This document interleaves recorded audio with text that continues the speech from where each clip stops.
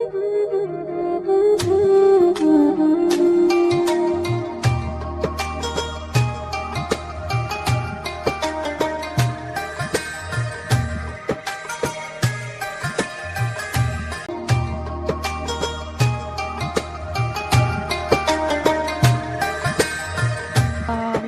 Question था, actually दो question हैं, एक ज़कात के बारे में, एक फितराने के बारे में। ज़कात के बारे में जैसे डॉक्टर सितार भी बता रहे थे, तो मैं कुछ लोगों से ये भी सुनती हूँ कि जैसे हम बाहर मुल्क में रह रहे हैं और ज़ाहिर बात है लोगों के पास इतने पैसे नहीं होते कि वो इतने सारे यूरोज़ दे के पूरा घर यकमुश्त खरीद लें, तो फिर वो बैंक्स और लोन्स की तरफ जाते हैं। तो इसमें 2 फॉर्म्स होती हैं, एक फिक्स्ड होती है और एक वेरिएबल। तो वेरिएबल तो हम सबको ही पता है कि वो हराम है, लेकिन कुछ लोगों का ये कहना है, कुछ उलमा भी कहते हैं, आप कुछ लोगों को सुनते हैं कि यार अगर आप फिक्स्ड फॉर एग्जांपल आप ये तय कर लें कि मैंने बैंक से 1 लाख यूरो लिए हैं और मैं फिक्स ले लिए उस चीज़ को और मैं इससे ऊपर वो नहीं जाएँगे, चाहे मैं 10 साल में दूँ, चाहे 20 साल में दूँ।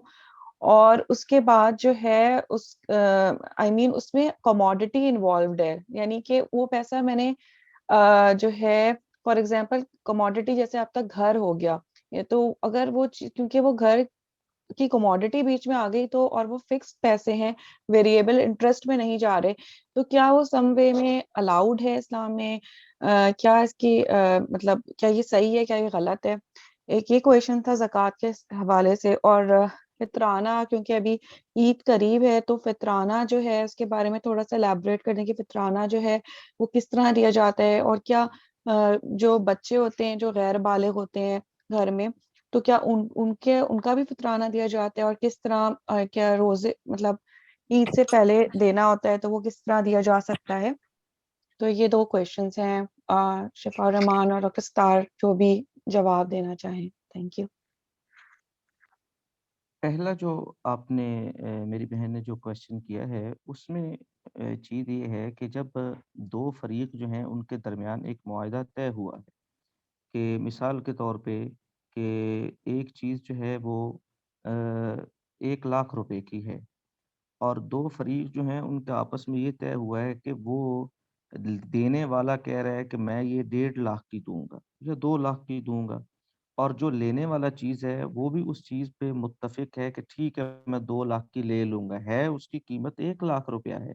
लेकिन इन दोनों के दरमियान एक कीमत तय हो गई है, देने वाला वो भी राजी है, लेने वाला वो भी राजी है, तो इसमें सूद नहीं दाखिल होगा। सूद हमेशा दाखिल होता है कि जो बैंक आपको दे रहा है यानी 20 साल के लिए, 15 साल के लिए 1 लाख जो है वो 1 लाख पे आपका तय पा गया बैंक के अंदर, तो हम अब उसकी शराइत देखेंगे। मिसाल के तौर पे आप जो है साल का तय किया है आपने कि आप साल के अंदर उसकी किस्तें देंगे या 2 साल के अंदर।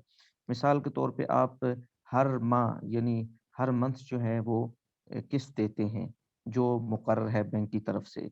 अब कुछ ऐसा वक़्त आता है कि 2 महीने या 1 महीने या 3 महीने आप वो किस्त अदा नहीं कर सकते। तो अगर वो किस्त अदा आपने नहीं की, चौथे महीने में यानी जो चौथा महीना है उसमें इकट्ठी वो 3 महीने की अदा कर दी, तो अगर इसके अंदर जुर्माना है, वो जो किस्त आपने अदा की, लेट अदा की, तो उसके अंदर बैंक की तरफ से जुर्माना आ गया, उस कीमत से तजावुज़ कर गया है, तो ये सूद की मद में शामिल होगा। ये सूद है, क्योंकि वो दोनों की तरफ से तय है। अब तय होने के बाद लेट हो, देर से दे दे, जल्दी दे दे, ये उसकी मर्ज़ी है, लेकिन जो तय है, इसके ऊपर जो जुर्माना आएगा तो ये सूद के अंदर दाखिल हो जाता है, तो ये फिर उसी सूद के ज़िम्न में आ जाता है। अब मुझे नहीं पता आप वहाँ रहते हैं, वहाँ की क्या शराइत हैं और क्या मामला, तो ये डॉक्टर अब्दुल सत्तार साहब वही बेहतर समझते हैं और वही आपको गाइड कर सकते हैं। मैंने तो जो एक मजमूई तौर पे आपका सवाल का जवाब था, वो मैंने आपको दे दिया। दूसरा आपने सवाल किया था सदक़तुल फ़ित्र के बारे में, इसे ज़रा आप थोड़ा रिवाइज़ कर सकते हैं? मैंने ये पूछा था कि फितराना जो है वो मतलब किस तरह दिया जाता है, कैसे प्रोपोर्शन होती है उसकी? और मतलब जैसे जो बालिग हैं जैसे जो रोज़ा रखते हैं उन पर है या बच्चों का भी होता है? और हमें ईद से पहले देना होता है, तो किस तरह इसका مطلب فور کیا ہوتا ہے طریقہ اور کیسے دے سکتے ہیں؟ آئی تھنک جو پہ اور کچھ کہتے کھجور پہ، تو کس طرح ہم اس کو دیں، اور کن لوگوں گھر کے پورے، جیسے فار ایگزامپل ایک بندہ کما رہا ہے تو وہ ساروں کا دے سکتا ہے، اور بچوں کا بھی کیا اس میں ہوگا، یا صرف جو بڑے روزے رکھ رہے ہیں ان کا ہی ہوگا؟ پہلی بات تو یہ ہے کہ یہ صدقۃ الفطر جو ہے یہ واجب ہے، زکوٰۃ جو ہے وہ فرض ہے، اور فرض اور زکوٰۃ یعنی واجب اور فرض جو ہے اس میں عملاً دونوں کے درمیان کوئی خاص فرق نہیں ہے۔ اعتقاد کے اعتبار سے فرق ہے، وہ یہ ہے کہ فرض کا انکار جو ہے وہ دائرہ اسلام سے خارج کر دیتا ہے، اور دوسرا ہے واجب۔ واجب کا جو انکار ہے وہ فسق اور ضلالت کی طرف لے جاتا ہے۔ تو یہ بحوالہ شامی جو فتاوی کی کتاب ہے اس کا حوالہ میں دے رہا ہوں۔ اب صدقۃ الفطر جو ہے یہ ادا جو کیا جاتا ہے کہ رمضان کے اندر انسان سے کوئی کمی کوتاہی کو قصور ہو جاتا ہے، تو یہ اس کا بدلہ ہے کہ اس کے بدلے اس کے ضمن میں آپ جو ہے وہ صدقۃ الفطر دیتے ہیں، تو اس کے اندر کوئی کمی کمزوری کوئی کوتاہی ہے تو اللہ تعالیٰ اس کو معاف کر دیتے ہیں۔ دوسرا اس کا جو فائدہ ہے وہ یہ ہے کہ کچھ غریب لوگ ہوتے ہیں جو عید کی خوشیوں میں شامل نہیں ہو سکتے، تو ان تک جو ہے آپ کے یہ پیسے جو ہیں وہ پہنچ جاتے ہیں، اور وہ بھی آپ کے ساتھ عید کی خوشی کے اندر شامل ہو جاتے ہیں۔ اب تیسری رہی بات جو ہے صدقۃ الفطر۔ صدقۃ الفطر جو ہے اس کا نصاب جو ہے وہ نصف سا یعنی 2.25 کلو گندم، اس کی قیمت آپ کے ہاں جو قیمت ہے وہ آپ کو بہتر پتہ ہوگا، یا کشمش، کھجور، اور جو ہے یہ کھجور جو ہے یہ 1 سا یعنی 3.5 کلو، کشمش اسی طرح 3.5 کلو، اس یعنی ایک آپ اس میں کوانٹٹی لیں گے، اور اس کے حساب سے آپ جو ہے وہ صدقۃ الفطر ادا کریں گے۔ اور صدقۃ الفطر جو ہوتا ہے یہ ہوتا ہے کہ صبح جس دن عید ہے سورج طلوع ہونے کے بعد، اور نماز جو عید کی نماز ہے اس کو ادا کرنے سے پہلے پہلے آپ صدقۃ الفطر جو ہے وہ ادا کریں۔ اب صدقۃ الفطر جو ادا کرنا ہے اس کے اندر اگر آپ دیکھتے ہیں کہ ایک فیملی ہے اور ان کے ماں باپ ہیں، اور ان کے جو بچے ہیں وہ انہی کی کفالت کے اندر ہیں، ان کی کفالت کے اندر ہیں، اور وہی ان کو یعنی کھانا، پہنانا سارا کچھ جو ہے وہ خود ان کا انتظام و انصرام کر رہے ہیں، تو اب وہ ماں باپ جو ہے ان سب کی طرف سے ادا کر دیں گے۔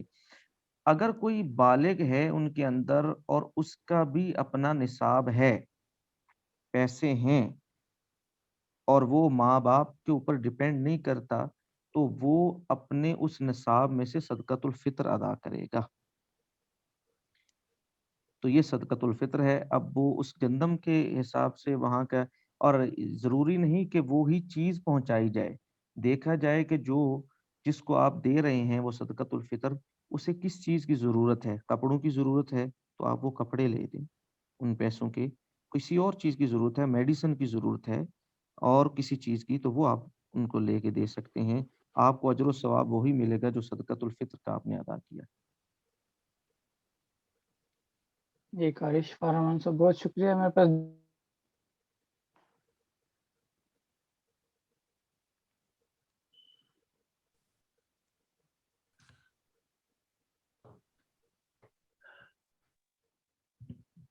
جی مجھے لگتا ہے کنیکشن ان کا ختم ہو گیا۔ جو صدقۃ الفطر کی مجھے سمجھ آئی وہ یہ ہے کہ جتنے بھی آپ کے فیملی ممبرس ہیں آپ کو سب کے لیے پے کرنا ہے، اپارٹ فرام وہ بندے جو کہ آپ پہ ڈپینڈنٹ نہیں ہیں، آپ کے ساتھ رہ رہے ہیں، وہ خود اپنا پے کریں گے۔ بالغ ہیں، نابالغ ہیں، آپ کے ساتھ جو رہ رہے ہیں، آپ نے سب کا پے کرنا ہے، انلیس کہ کوئی ایسا بندہ آپ کے ساتھ رہ رہا ہے جو کہ اپنا خود کفیل ہے، وہ اپنی طرف سے خود پے کرے گا۔ جزاک اللہ۔ تھینک یو ڈاکٹر لیکا۔ اکبر علی صاحب کوئی کوشچن پوچھنا چاہ رہے تھے، میں ان سے کہوں گا کہ آپ کوشچن پوچھ لیں ڈاکٹر اکبر علی صاحب۔ شکریہ، اور شکریہ آپ لوگوں کا بھی جو ہے یہ آرگنائز کیا ہے۔ بہت انفارمیٹیو ہے، خاص کر جو باہر لوگ رہتے ہیں ان کے لیے.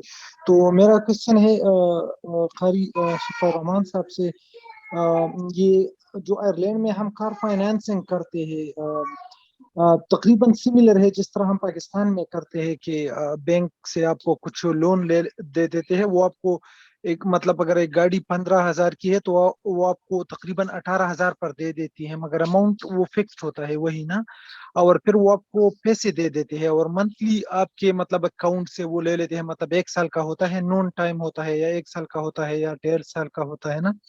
تو اس کے بارے میں ذرا وہ کرنا تھا جو ادھر ہے، اس کے بارے میں مطلب یہ ٹھیک ہے، حلال ہے کہ نہیں. اور جو پاکستان میں ہوتا ہے تو اس کے بارے میں نے سنا تھا، جو مطلب کراچی کے جو مولانا صاحب ہے، میں اس کا نام بھی بھول گیا، مگر اس کا ایک فتویٰ بھی آیا ہے اس کے بارے میں. تو اس کے بارے میں ذرا مجھے بتا دے، کیونکہ ادھر بہت سارے لوگ اسی طرح میں مطلب جتنے اپنے تقریباً سارے کولیگز جتنے میں جانتا ہوں ساروں نے گاڑی اسی طرح بینک سے لی ہے نا. تو تھوڑا سا وہ مجھے بتا دے کہ یہ مطلب ہے، حلال ہے کہ نہیں.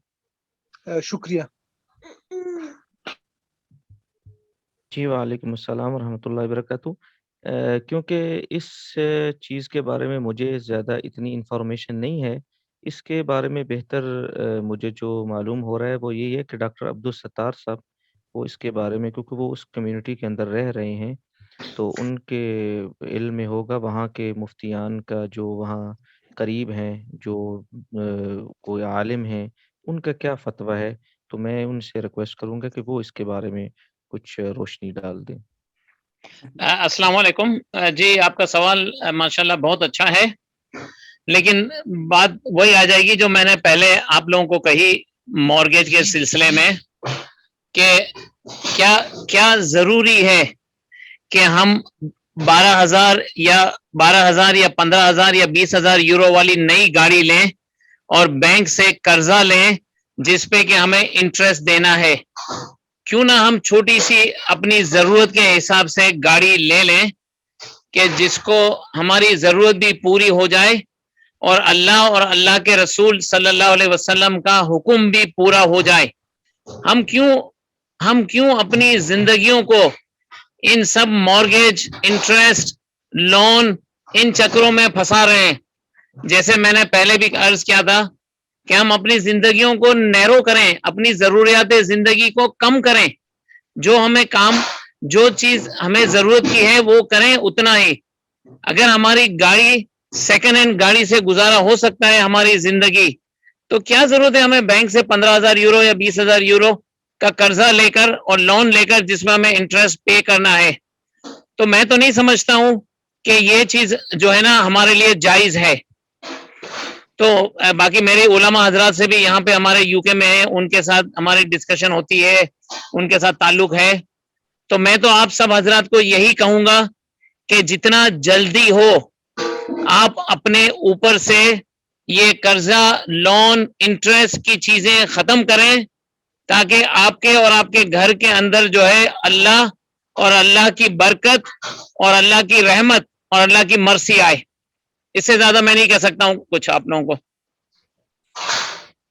جی ماشاءاللہ بالکل ٹھیک آپ نے فرمایا مسٹر توفیق صاحب نے. اس میں ایک چیز کی کلیریفیکیشن تھوڑی سی بنتی ہے کہ پاکستان میں جیسے ہے کہ یہ شفیع الرحمان صاحب نے پہلے ایکسپلین کیا تھا اس کویسچن میں ہی کہ اگر آپ کا فکسڈ ہے تو وہ انٹرسٹ میں شامل نہیں ہوگا اگر اس کی شرائط میں جرمانہ نہیں لکھا ہوا. جیسے ڈاکٹر اکبر علی صاحب نے بولا ہے کہ اگر آپ فکسڈ لے لیتے ہیں، ایک پارٹی کے ساتھ معاہدہ کر لیتے ہیں، 1 لاکھ کی چیز ہے 1.5 لاکھ کی لے لیتے ہیں، تو اگر وہ پارٹی شرائط میں یہ لکھ دیتی ہے کہ آپ اگر قسط میں لیٹ ہو گئے تو آپ کو جرمانہ نہیں ہوگا، پھر وہ انٹرسٹ میں شامل نہیں ہوگی. اگر وہ اس کی شرائط میں یہ لکھا ہوا ہے کہ جی آپ نے اگر 2 قسطیں لیٹ کر دی، ایک اس ٹائم سے آگے کر دی تو آپ پہ جرمانہ ہوگا، then it is considered as an interest. یہ ایک بیسک فرق ہے. ادروائز اگر ایک چیز کی 1 لاکھ اگر 1.5 لاکھ کی آپ لے رہے ہیں، 2 پارٹی کے درمیان معاہدہ ہو گیا تو یہ جائز ہے، انلیس کہ اس کی شرط میں یہ مینشن ہو کہ جرمانہ پڑے گا. تو میرا خیال ہے کہ ادھر کے جتنے بینکس ہیں وہ آپ پہ جرمانہ ڈالتے ہیں.